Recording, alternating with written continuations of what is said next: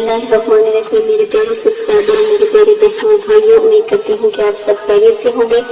जैसे कि मैंने नबियों की मालूमात के बारे में, अंबिया इकराम की मालूमात के बारे में आपको बताना चाहा, आज मैं आपको एक ऐसे नबी के बारे में तमाम इल्म आपको दूंगी जो बहुत ही बुलंद और बाला नबी थे, जिनका नाम हजरत हूद अलैहिस्सलाम था।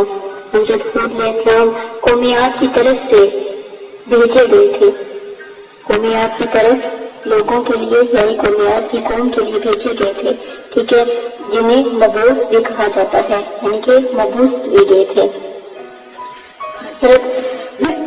मासरत के साथ हजरत हूद अलैहिस्सलाम की कौम यानी कौमियात की जुबान अरबी थी। कुरान मजीद में हजरत हूद अलैहिस्सलाम का जिक्र 7 जगह पर आया। आप लोगों को कौमियात के बारे में पता ही होगा जिन पर अल्लाह का अज़ाब नाजिल हुआ था। एक कौम आद थी, एक कौम समूद थी। एक कौम समूद जो उनसे थी, यकीन माने उनके ऊपर टिड्डियों का यानी कि ऐसे ऐसे कीड़ों का अज़ाब आया था। ये कौम आद के ऊपर एक ऐसे तूफान का अज़ाब आया था, अल्लाह पाक ने इनको नहीं माफ किया। यकीन माने अगर हमारे साथ भी दुआएं, हमारे नबी पाक सल्लल्लाहु अलैहि वसल्लम की दुआएं ना हो तो यकीन माने हमारा इनसे भी बुरा हाल हो। और ये इतनी मजबूत, इतनी पत्थरों की तरह मजबूत कौम थी, लेकिन अल्लाह पाक ने इनको भी माफ ना किया। इनके और हम सिर्फ और सिर्फ पता किस वजह से बचते आ रहे हैं, अपने नबी की वजह से। हमारे नबी, आपको पता है जब हमारे नबी पाक सल्लल्लाहु अलैहि वसल्लम के पास जब जिब्राइल अलैहिस्सलाम पैगाम लेकर आते थे, तो तब भी हमारे नबी उम्मत के बारे में अल्लाह पाक से बात करते थे, अपने बारे में कभी ना मांगा। याद रखें इस बात को, यकीन माने कि जब हमारे नबी पाक सल्लल्लाहु अलैहि वसल्लम पर जब मलकुल मौत हाजिर होकर पैगाम लेकर आई, तो आपने तब भी जिक्र किया कि मेरी कौम यानी मेरी उम्मत का क्या बनेगा, ऐ मेरे या अल्लाह मेरी उम्मत। तो अल्लाह पाक ने कहा कि आप परेशान ना हो, आप परेशान ना हो, आपकी उम्मत के साथ कभी कुछ ऐसा नहीं होगा। यकीन माने हमारे नबी की दुआएं अगर हमारे साथ ना हो तो आज हम भी कौम समूद की तरह मिस्र यानी मिस्र जैसे जालिम शहर की तरह, आप यकीन करें हमारा भी हाल उन्हीं कौमों की तरह हो। हम पता नहीं किसकी दुआएं, हमारे नबी की दुआएं और पता नहीं किस बुजुर्गों की दुआएं, किन सहाबा इकरामों की दुआओं की वजह से, अपने हजरत हसन हुसैन की दुआओं की वजह से हम आज इस मुकाम पर हैं। यकीन माने हम बहुत जालिम कौम है, दुनिया की सबसे जालिम कौम मुसलमान कौम है, जिसने अपने नबी की सुन्नतों को, अपने नबी के जो बताए हुए तरीकों को भुलाकर अपनी दुनिया जिंदगी में चल पड़े। आप सल्लल्लाहु अलैहि वसल्लम ने आज की खातून या आज ये कोई औरत यकीन माने देखे तो मेरा दिल खून के आंसू रोता है। मेरा दिल कहता है कि ये मेरे नबी की जो बातें थी, या हम ये बुरा कर रहे हैं, ये हम अपने नबी के तकलीफों का ये सिला दे रहे हैं। मेरे नबी ने हमें हर वक्त याद रखा, क्या हम अपने नबी को इतनी जल्दी भूल गए? यकीन माने हम तो ऐसे जालिम हैं कि हम जन्नत तो क्या, जन्नत की खुशबू भी न सूंघ पाए। एक वाक़या था कि मेरे नबी पाक सल्लल्लाहु अलैहि वसल्लम ने फरमाया कि आज की खातून के बारे में या आज की औरतों के बारे में अगर पता होता, या तन जैसे बनी इसराइल की खातूनों को या बनी इसराइल की औरतों को बाहर निकलना बंद कर दिया गया था, तो आज की औरतों को भी बंद कर दिया जाता। बुराई, मैं कहती हूँ कि मैं खुद एक औरत हूँ, तो मैं कहती हूँ बुराई औरतों से ही फैलती है, औरतों से ही शुरू होती है। मेरे नबी पाक सल्लल्लाहु अलैहि वसल्लम ने फरमाया कि आज के दौर की औरतों के बारे में कि ऐसी औरतें होंगी, ऐसे कपड़े पहने होंगे, ऐसे अपने जिस्म को मटका के चलती होंगी, ऐसे बारीक कपड़े पहने होंगे कि उनके जिस्म नजर आ रहे होंगे, और बालों को ऐसे घुमा के अपने सर पे बांधा होगा जैसे ऊँटों के कुहान, जैसे ऊँटों के कुहान।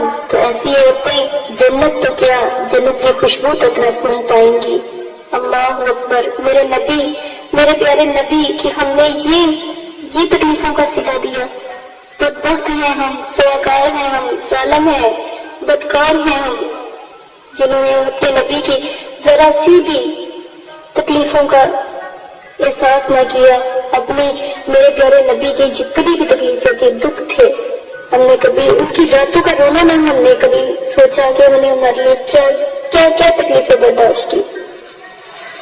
طائف والوں نے پتھر تک برسائے اسلام کے لیے، اور آج ہم نے اسلام کو، یہ ہمارا نبی صلی اللہ علیہ وسلم کا خواب تھا، یہ ہم نے جو اسلام کے ساتھ کر دیا. نہیں، بڑا یقین مانے میرے پیارے سبسکرائبر، میرے پیارے بہنوں اور بھائیوں، اب بھی اپنی زندگی کو بدل لو، اچھے راستے پہ چلو، رب کا نام لینے والا بنو. بس اتنی سی دعا ہے. میں قوموں کے بارے میں آپ کو بتا رہی تھی، مجھے معاف کر دیں. میرا دل یقین مانے بہت روتا ہے، آج بھی میرا دل خون کے آنسو روتا ہے کہ میں خود یہ سوچتی ہوں کہ میں نے بھی اپنے نبی پاک صلی اللہ علیہ وسلم کا ذرا سا بھی حق ادا نہ کیا. میرے نبی آج بھی ضرور ہمیں دیکھ رہے ہوں گے. اسی کے ساتھ آج میں جو آپ کو قوم کے بارے میں بتا رہی تھی، قومیات کا ذکر قرآن مجید میں 9 صورتوں میں ہے. مجھے معاف کر دیں اگر کسی کی میری باتوں سے دل آزاری ہوتی ہے، مجھے معاف کر دیجیے گا، کیونکہ مجھ سے برداشت ہوتا ہے. مجھے وہ اس وقت سے ڈر لگتا ہے جب روح کھینچ لی جائے گی اور وقت ختم ہو جائے گا. کسی نے کیا خوب کہا ہے کہ نماز شروع کر لو، نمازیں پڑھنا شروع کر لو، یہ نہ ہو کہ تمہاری نماز پڑھی جائے، یعنی نماز جنازہ پڑھی جائے.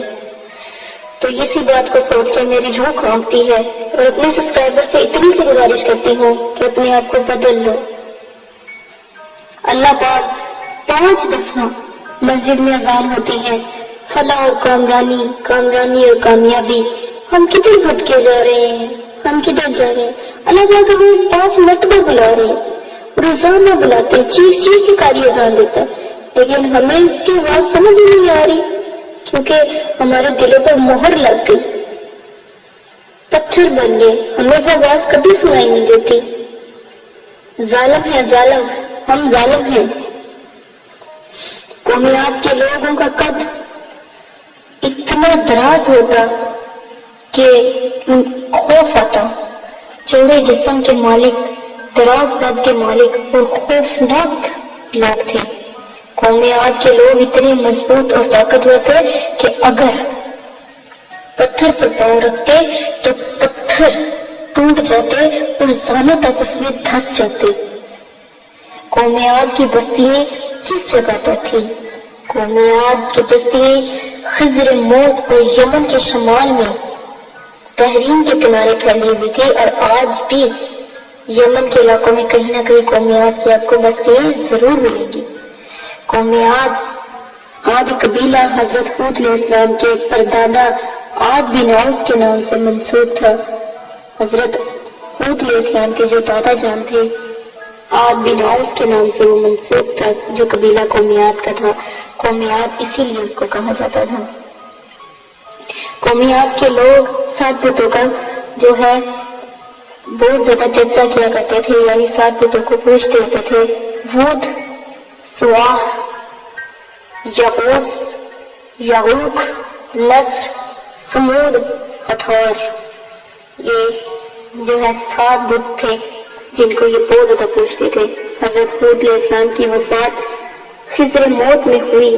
قومیات پر سخت آندھی کا عذاب آیا تھا، جس میں یقین مانے قومیات کے اوپر جب سخت آندھی کا عذاب آیا تو یہ ان کی موت، ان کے اپنے دماغوں کے اتنے بڑے بڑے ان کے پتھروں کی طرح دماغ تھے، ہوا کے اندر یہ ایسے گول گول گھومتے تھے کہ ان کے دماغ آپس میں ٹکراتے تھے اور ان کی موت ہوتی تھی.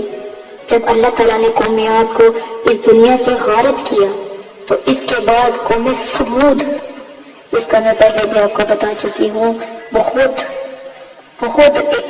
بلند تو یہ بھی قوم تھی، لیکن قوم سمود نے ان کے شکستہ مقاموں پر قبضہ کر لیا.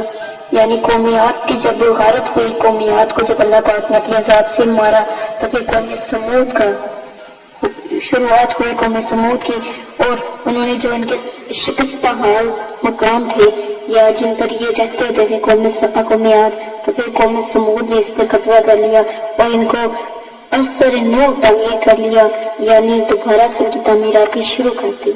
اور یقین مانی قوم عاد جب اللہ کا ان پر عذاب آیا تو آپس میں دماغوں کے ساتھ یہ دھڑک سے آواز آتی تھی، کہتے تھے، اور یہ پھٹ جاتے تھے۔ یہ دماغوں کے پھٹنے سے ایسا عذاب ان کے اوپر آیا کہ دماغوں کے پھٹنے سے یہ مرے۔ اور اسی طرح پھر قوم سمود کے اوپر بھی اللہ کا عذاب نازل ہوا، تو پھر یہ بھی پھر آپ کو پتہ ہے ایک قوم تھی جو بندر بنا دی گئی تھی۔ آپ یقین کریں اللہ پاک نے، پتہ نہیں اللہ پاک نے ہمارے نبی پاک صلی اللہ علیہ وسلم کی دعاؤں کی وجہ سے ہمیں یہاں تک رکھا ہوا ہے، ورنہ ہم کتنے عرصے سے ہیں، کبھی ہم پر اتنا بڑا عذاب نہیں آیا کہ پوری کی پوری قوموں کو غارت کر دیا، ایسے ملیا میٹ کر دیا کہ کوئی آج تک کبھی، اور قوم عاد قوم سمود کی آج بھی مثالیں ملتی ہیں۔